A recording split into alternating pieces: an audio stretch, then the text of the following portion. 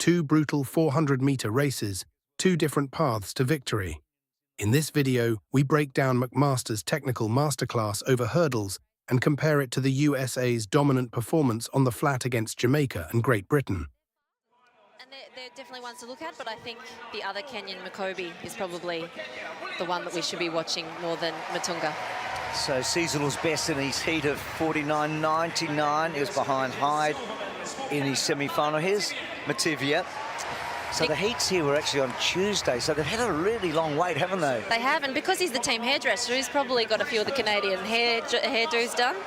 He's the defending champion. Only Ken Roach of Australia, back in the 60s, has ever won 2 400 hurdles at the Commonwealth Games. You feel like it's going to be a big ask, don't you, for McMaster after his heat run? Makobi, you like his chances. Hyde's looked the best. He made the final of the World Championships. Yeah, he has looked the best. You know, he's got good pedigree. His dad was an international soccer player for Jamaica. He actually scored a hat-trick when he played soccer, but we're glad that he stayed with track and field.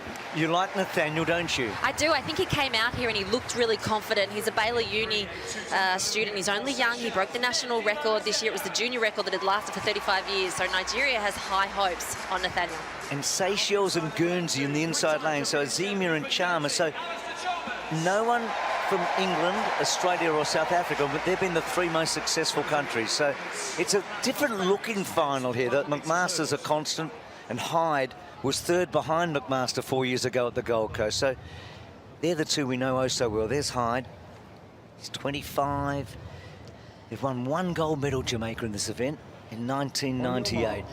And McMaster, of course, won the very first gold medal for the British Virgin Islands in any sport when he won 4 years ago. And he was so emotional after that one because his coach had just died in Hurricane Irma.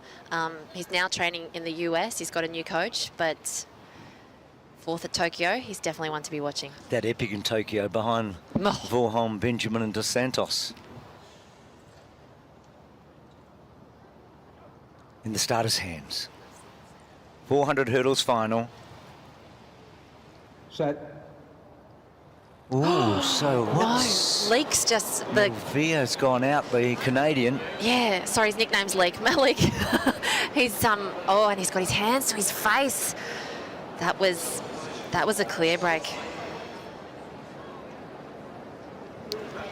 The athlete that trains at Texas. I think he's... You can see him in lane 8. I think he's in disbelief at the moment, so... How does this play out? He wasn't even close.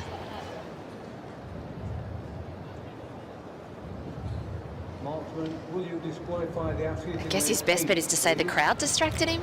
No. So no, he's going to get the red card. In fact, he is. So it's heartbreaking. It's heartbreaking. You just don't want to see athletes go out like that. No. It's part of the deal, but it can be so cruel. On your mark. So we're down to 7. No Canadian. So that stagger now for McMaster's something different again. He's got some real air between himself and Matunga. I think they're all a bit nervous now.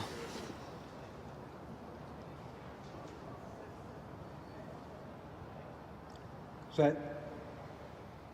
So that's clean. So Matunga all out on his own. McMaster probably the second favourite here. Makobi inside of him as they go to the first flight. Hyde's got out really hard. And then Nathaniel, Azemia and Chalmers. So down the back straight. McMaster quite controlled at the moment. He's 2 from the left. Hyde clearly in front of the Jamaican strip. And Makobi trying to go with him and not far away.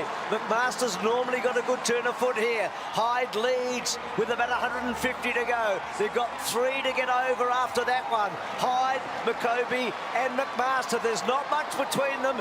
Knock one down there, Makobi. McMaster's taken a clear lead with 2 flights to go. Comes away the man from British Virgin Islands. Gets over the last and is going to win for the 2nd time and win quite magnificently. He defends his title. Hyde 2nd. I reckon Chalmers has got 3rd and Makobi's fallen over the line and I think might have got 4th. So Guernsey, I think, are going to get a medal. That was unreal. How good was that by McMaster? You know, even though he didn't look good in the heat, you can never question a champion. That was a fabulous race by McMaster. Oh, there's always a thrill and a spill here, Emma and Shervo. So the man who, Shervo at one stage looked to be the next big thing before Vorholm came along, defends the Commonwealth. Very, very talented young man from Botswana, Kevin Atshipi. Made the semi-final at the Olympic Games. Is the Botswanan 400-meter champion, and if you knew the strength in that country in that event, that really means something. Here is Chris Bailey in great form. Can he carry that indoor form to his first outdoor race here? Matt Hudson-Smith, he ran a relay leg last week in a 4x4, and he told me he was pretty swift. I haven't been able to find out how swift, but said it was quick, so really looking forward to this. Now, Samakonga, first saw him at the Commonwealth Games in a couple of years ago, and he won the gold medal in brilliant style. He's just got better and better, bronze medalist at the Olympics. Jareem Richards, former world indoor champion, like Chris Bailey, but as I mentioned, great 200-meter pace as well. He's one of the favourites across these two events. And then Vernon Norwood has got so many relay medals, but in his own right, in the last year or two, really has been contending on the world stage as well. Zandrion Barnes. Well, Barnes knows how good Jamaica are in this event, but he is one of their best, certainly one of their bright new talents. And as indeed is Deandra Watkin on the inside, 44-48 last year at the Jamaican Championships. I'd say Jareem is somewhat of a dark horse, but not. Former 200-meter runner.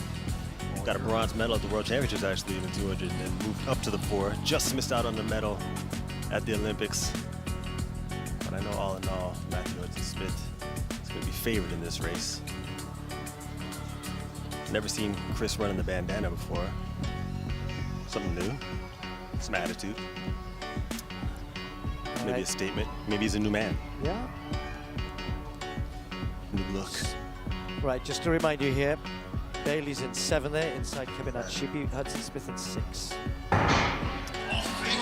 So Matt Hudson-Smith likes to get out a little bit quicker than he used to earlier in his career. And Matt Hudson-Smith into his running, but look out on the outside. Kevin Atshipi started very, very quickly in lane 8, not even in the shot there.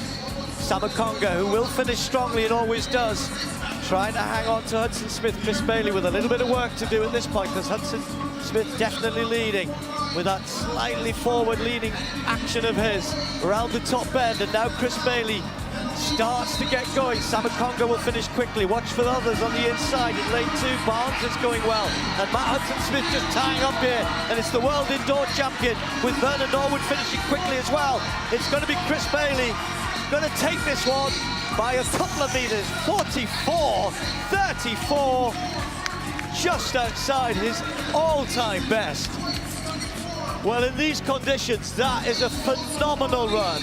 And I think that's maybe why Matt Hudson-Smith is probably thinking, I wasn't expecting to go that quick. Nah, that's rolling. That is swift. He's obviously in shape. That indoor season obviously paid off. He came here, he's looking sharp. And the way he responded coming into the home stretch is what really surprised me. Matt, jumped on everybody early. And, Chris showed that strength coming home by responding like that. Flexing. I think he's ready to establish that he's here. So what stood out to me is that Matt really got out, like I said before, but just as that replay started, you could see Chris visibly respond to Matt. And I think for Matt, feeling him move at that part of the race would kind of play with his head, kind of caused him to tighten up a little bit as he got to the home straight. When you're that hard, when you're that tired, to be able to respond to that part of the race, it's really difficult. It can play on your mind a lot. You can see Matt trying to respond, couldn't you? He's trying to come back. He's thinking, I wasn't quite expecting this. No. I mean, Matt knows he's running well. That's a good opener, 44.65. And Norwood with a 44.7 as well. Really, really good. But I think, when you've come off of championships, he's in great form. He's in great shape. The travel could have been an issue, but he's obviously overcome that really well. And he did what he does. He finishes so well. He's got that gold medal swag off the World Indoor Championships. That was impressive. The men's 400 meters and 400-meter hurdles represent two of the most demanding disciplines in track and field. Events where speed, endurance, rhythm, and mental control must come together perfectly. Two races from the 2025 season highlight just how different paths can lead to victory. One defined by precision over barriers and individual resilience, the other by flat speed and overwhelming national dominance. At the Commonwealth Games, the men's 400-meter hurdles final delivered a classic championship battle.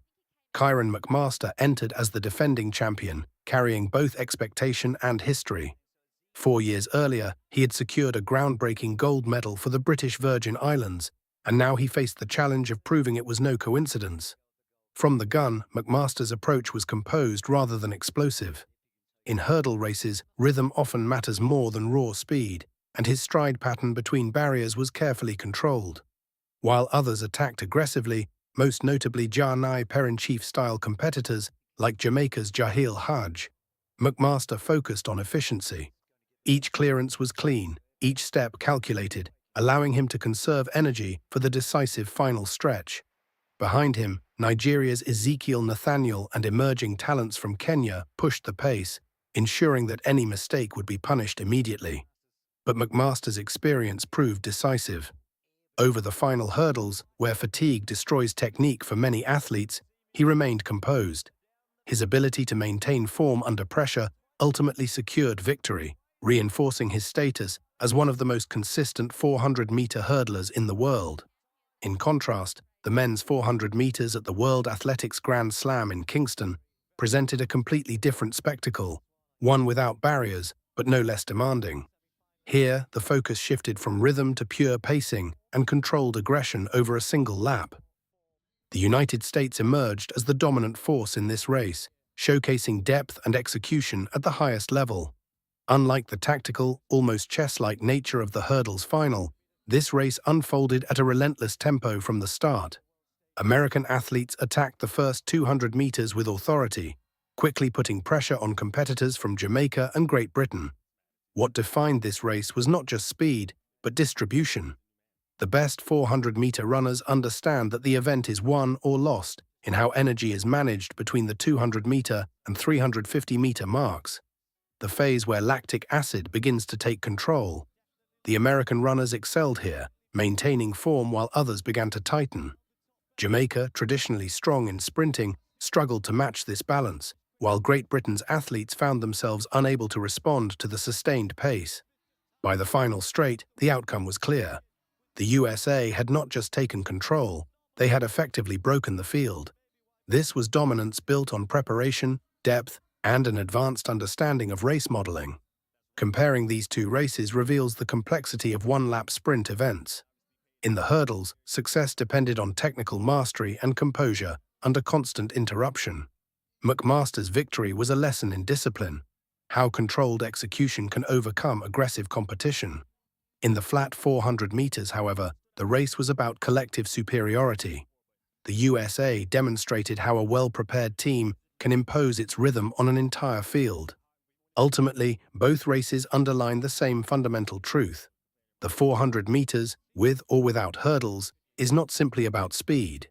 It is about control, of stride, of energy, and of nerves.